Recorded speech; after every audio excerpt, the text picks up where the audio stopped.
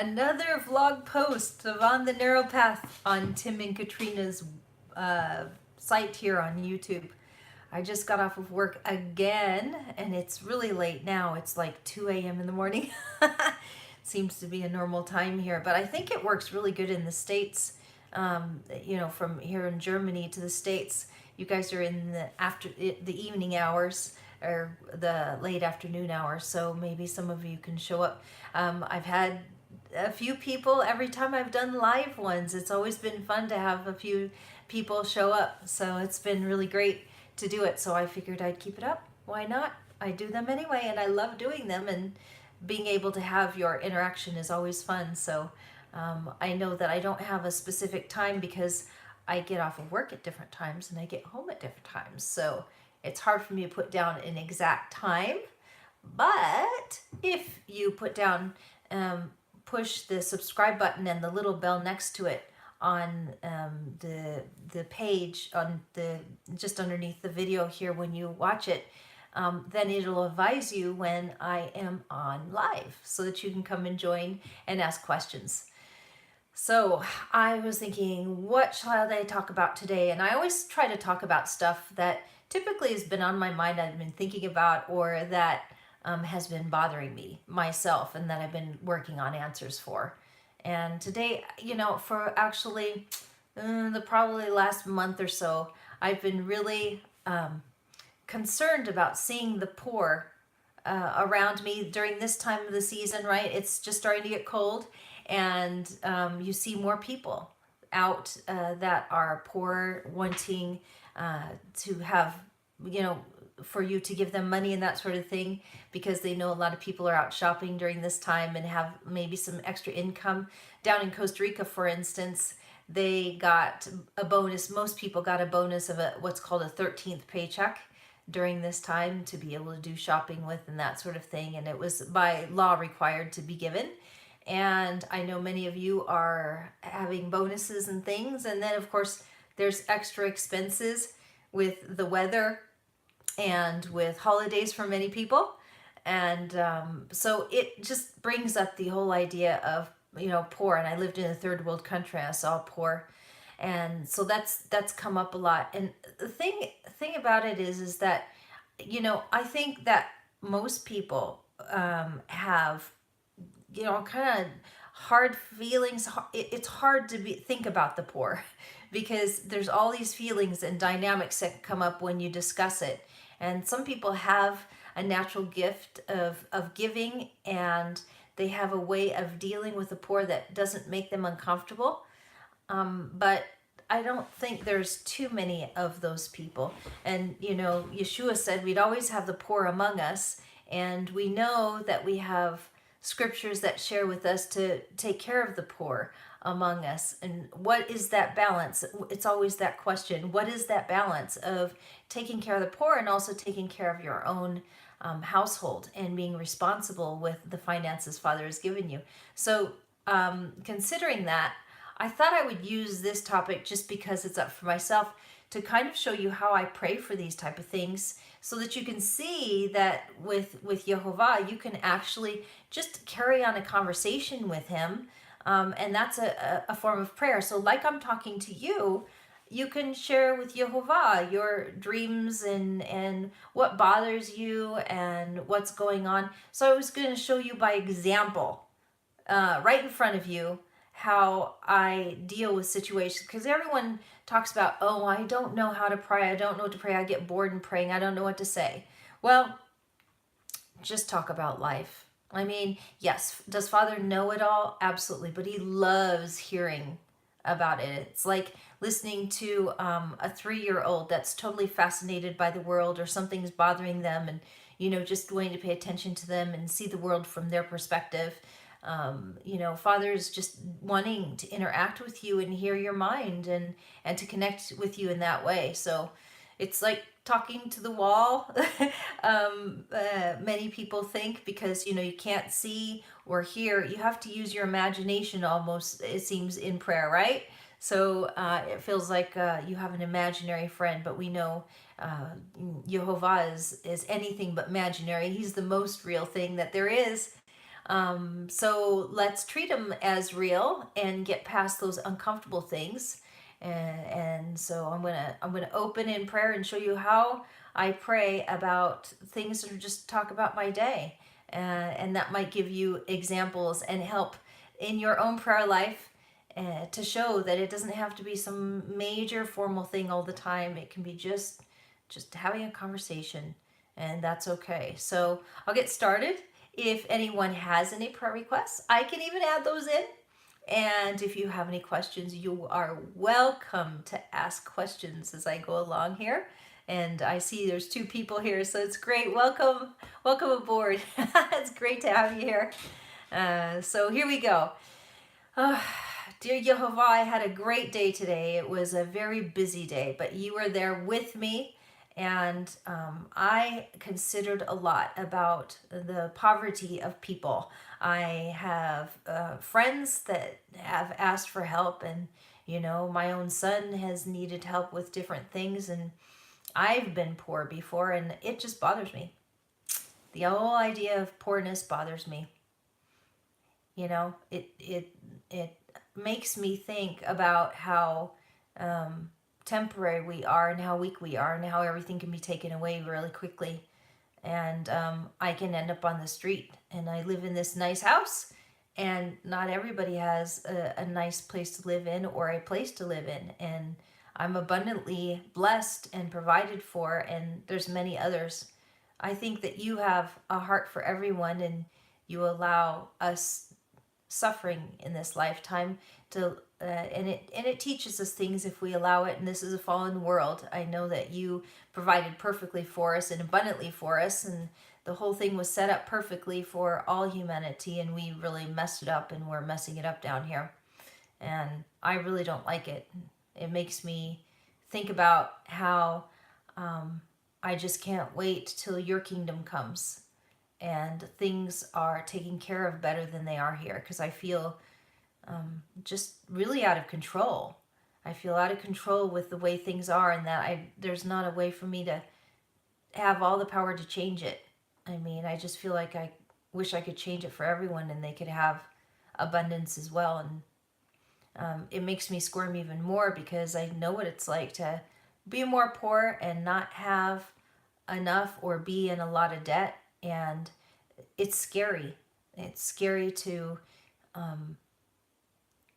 kind of wonder where money's going to come from to eat, or to pay a bill. I've always been provided for, though. I mean, I know I've always been provided for, but I've seen other people that aren't provided for, and that bothers me.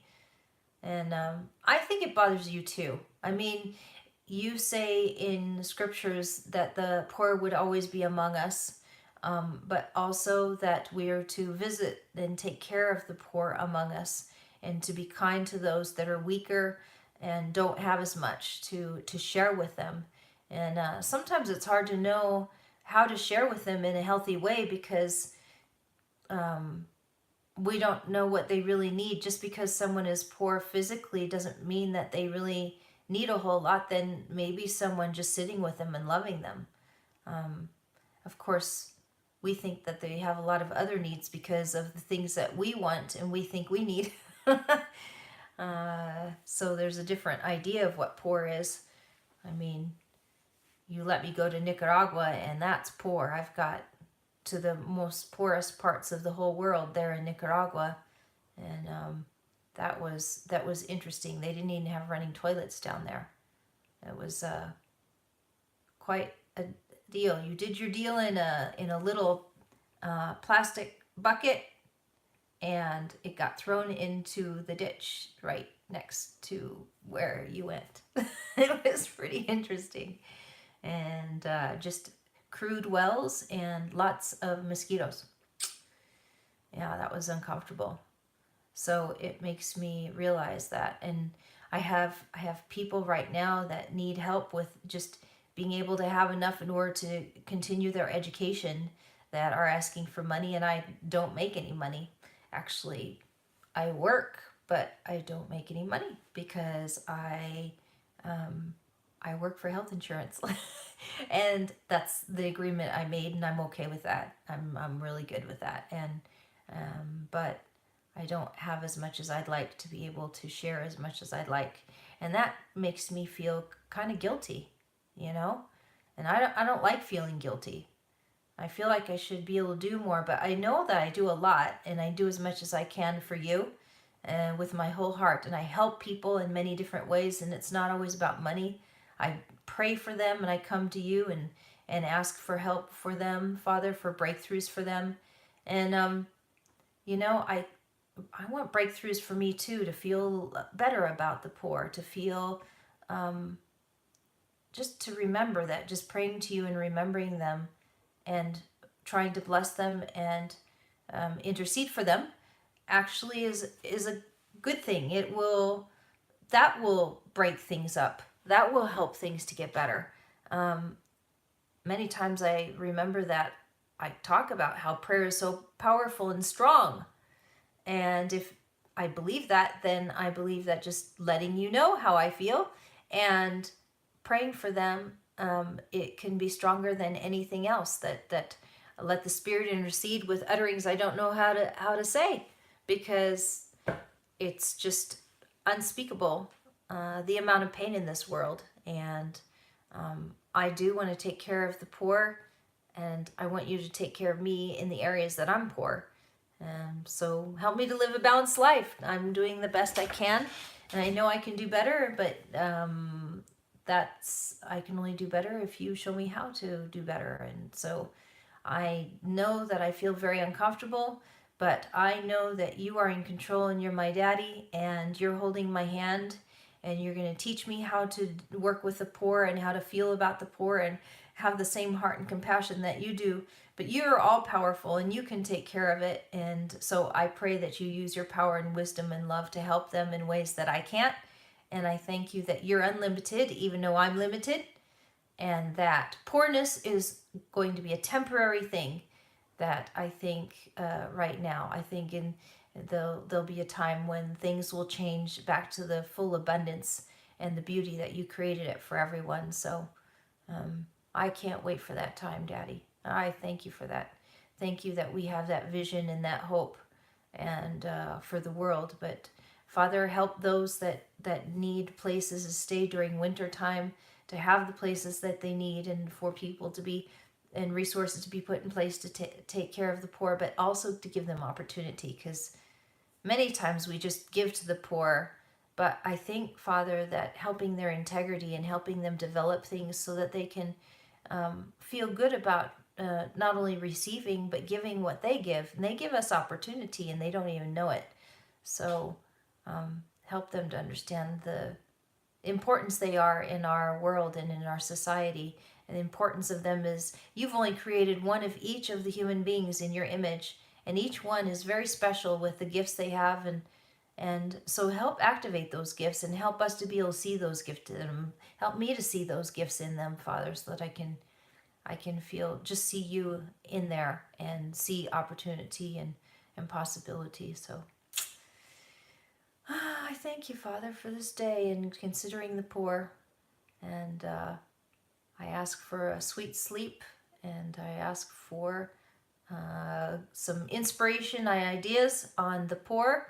And yeah, there's poor of many different kinds, and I don't always have the answers, but I know you're with me, and you'll help me have the answers and guide me into all wisdom. In Yeshua's name, amen.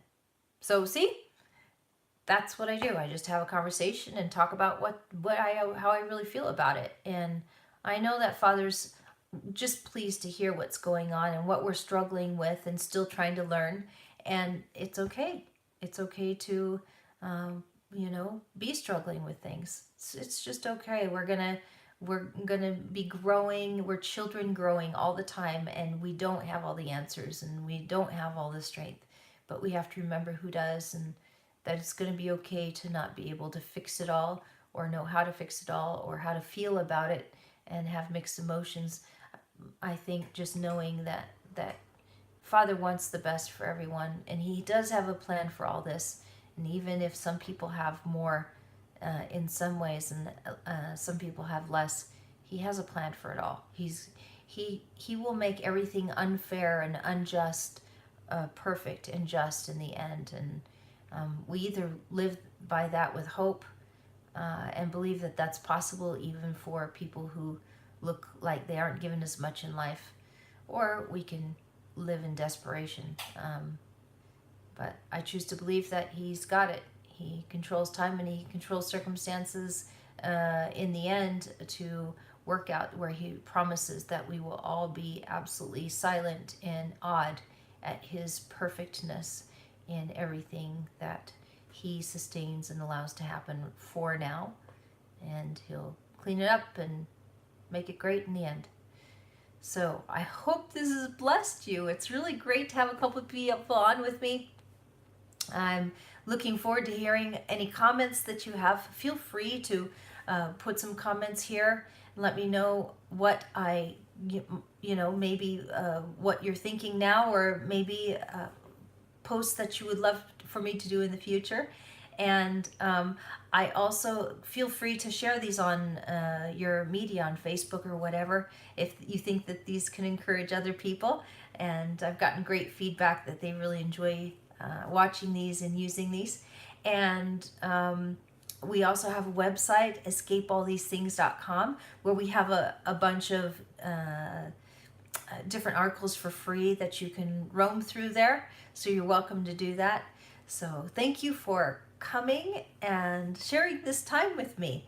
And I will see what happens tomorrow and see what else comes up that I can share with you. I hope this has encouraged you in your walk on the narrow path that we're trying to do. We're trying to not be on the path that leads to destruction, but we're trying to live righteously and have Father guide us and teach us how to do that. So bless all of you, and may you all sleep well and have the rest of your days go well. All right.